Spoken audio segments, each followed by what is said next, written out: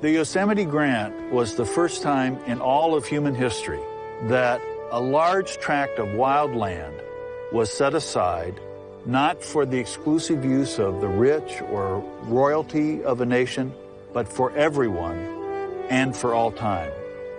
A hinge of history was moving in 1864 when they set Yosemite aside.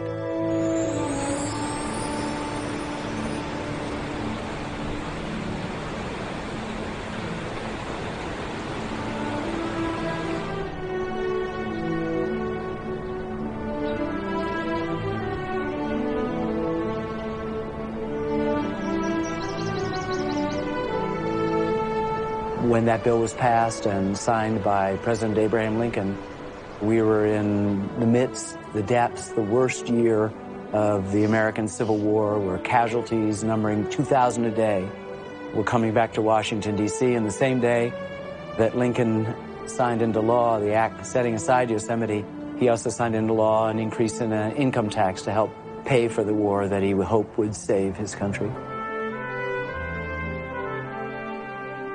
First of all, most Americans believe that national parks have always been here, that they are the product of some sort of automatic process.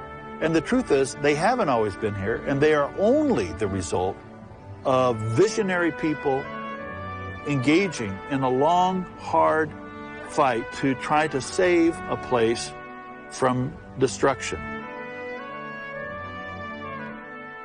In the 19th century, up until the Yosemite Grant, the business of Congress was to dispose of public land through homesteads, for miners, for lumbermen, for the railroads, and something about this place made us stop.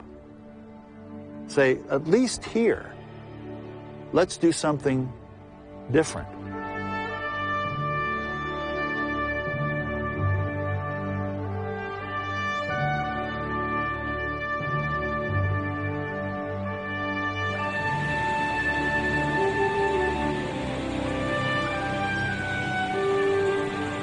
When people compare it to a cathedral, that tells you something, that they see it as a sanctuary, as a refuge. It has the walls, it has the sacramental water that flows into it. It has all those elements that are both awe-inspiring and yet somehow comforting, at least in the valley. And then you go to the Mariposa Grove, and you're standing there with these living things that have been there for thousands of years. And you have to be a pretty callous and callow person not to be in awe and in reverence of these living things.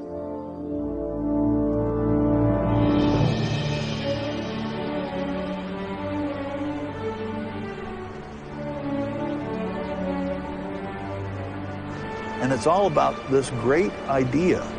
An idea that when it was first proclaimed was as radical and unique as the Declaration of Independence, which was to say that a nation's most majestic and special, and some would say sacred places, should be set aside not for the rich and for royalty and the well-connected, but for everyone and for all time.